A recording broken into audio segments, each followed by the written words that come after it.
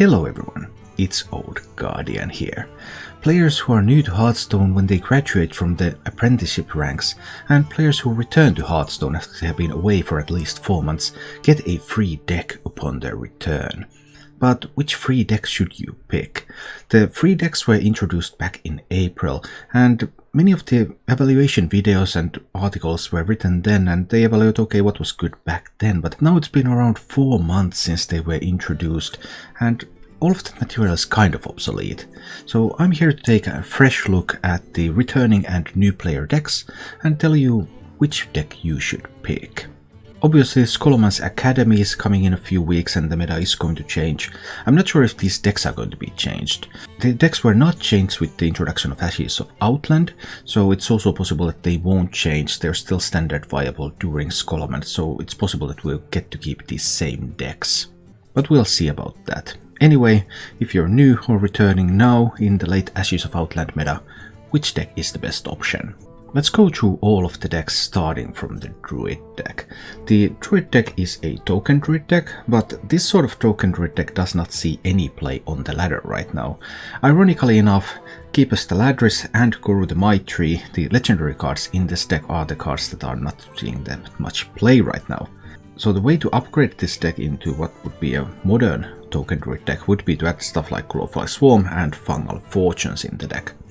Unfortunately, Druid was hit by the latest nerfs in Ashes of Outland, because Fungal Fortunes used to cost 2 mana, but now it is costing 3 mana, and that did hit Druid surprisingly hard. So while it is still possible to work this deck into a viable deck by adding Glowfly Swarm and Fungal Fortunes, that deck is not that great. It's tier 3 deck at best. You can also rework the deck even more and work it towards a pure spell or dragon druid. Both Glowfly Swarm and Fungal Fortune still added, but then that would mean even more extensive changes.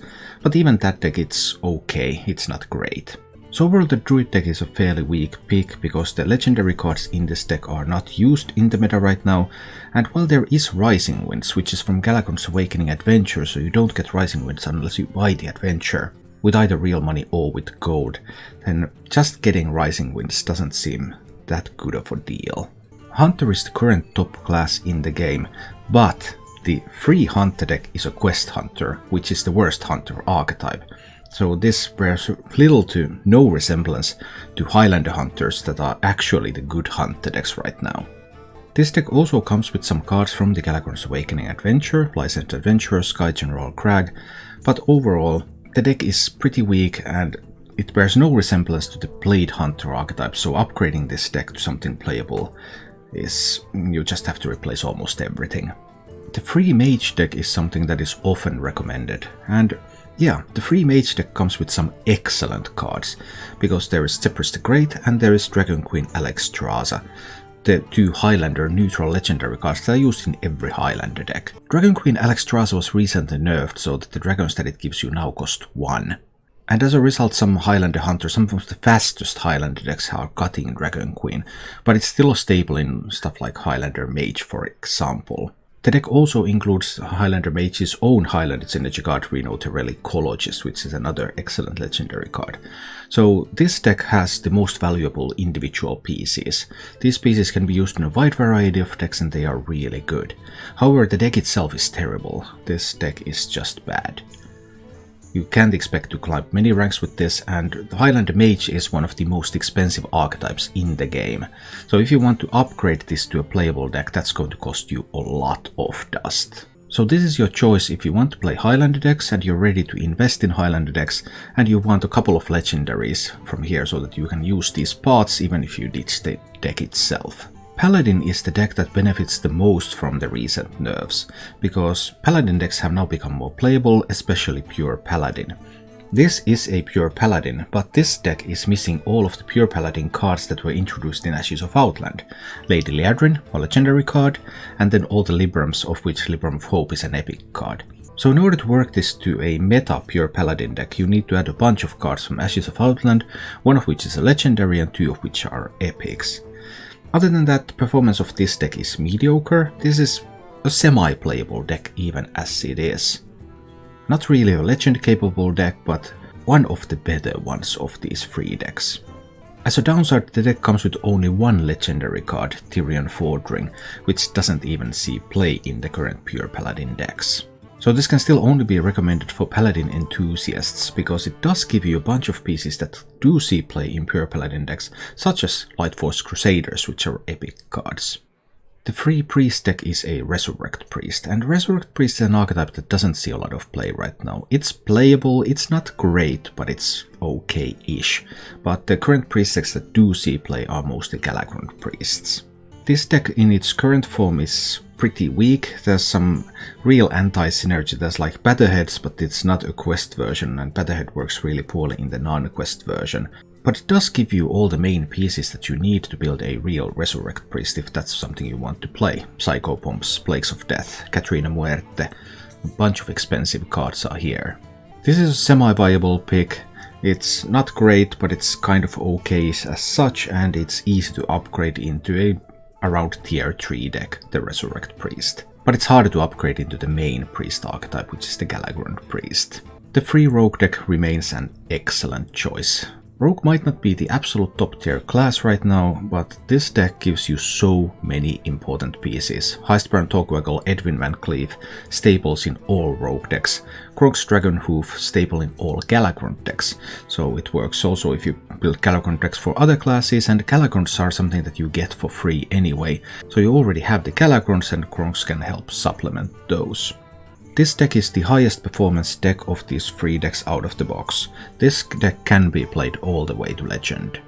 And it also gives you all the most expensive and important pieces for rogue decks, so if you like to play rogue, then this is a great starting point. The free Shaman deck is a Galakrond Shaman, and the Galakrond Shaman is not that great right now. It's not viable for climbing to Legend, for example. And the cards you get in this one, okay, you get Kronk's Dragonhoof, so the Galakrond Synergy card, which can be used in any class, of course. But the other legendary that you get is Fist of Raden. It's from the Galakrond's Awakening adventure, so if you're planning to get the adventure, then this is essentially a wasted card slot. And the Fist isn't that great as a card either. It sees play in some slower Shaman decks, which are real off-meta decks right now. No way part of the main meta game. A fairly weak deck for a fairly weak class, and yeah, it's just not a great option. The free Warlock deck is a Galakrond Zoo deck. This deck again gives you Kronk's Dragonhoof, so you get that Galakrond Synergy card for all classes. It gives you something like Sea Giants, which are used in some of the Zoo decks right now, but not in the main Zoo decks. And it gives you a bunch of these Synergy cards for Galakrond for Warlock. So the main approach for this deck would be to upgrade this to something like a Galakrond Warlock. Not a Zoo deck, but a slower list, which is kind of expensive. In this form, the Zoo deck has lost performance throughout Ashes of Outland, and it's not a great option right now.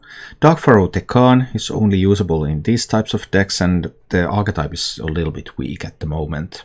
Compared to the other free decks, this is one of the best performing ones though. And it might even be possible to play this to Legend, but it's going to be a pretty hard grind. It's a somewhat functional deck, but the pieces just don't seem worth picking. Then there is the Warrior deck, and the Warrior deck is a Pirate Warrior. And this is actually not a bad deck at all. It's an aggro deck, it just likes to go face, and it's pretty good at doing that. It also includes some of the real good expensive warrior pieces like Ankar, Captain Greenskin and Livewire Lance that see play in multiple warrior meta decks, including other decks than Pirate Warrior. The main issue is that in order to upgrade into some other warrior archetype, the Ankar is used in those decks to tutor for risky skippers, and that's from Galakrond's Awakening adventure. So if you don't have the adventure, then you can't change into other warrior archetypes, you're stuck with playing just this. As an upside, this is the second strongest deck of these free decks behind Rogue, and this is also playable all the way to Legend. So, in conclusion, Rogue is the best deck. It also has lots of valuable cards, it's a great choice, but only if you want to play Rogue, of course.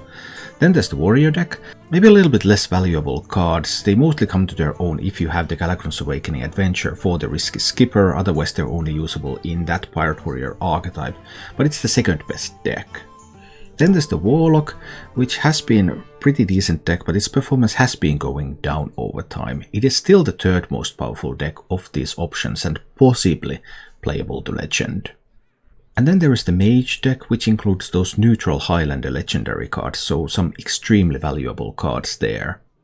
So if you want to play Highlander decks and you're ready to invest in even more expensive cards, then Mage deck gives you some of those expensive cards for free.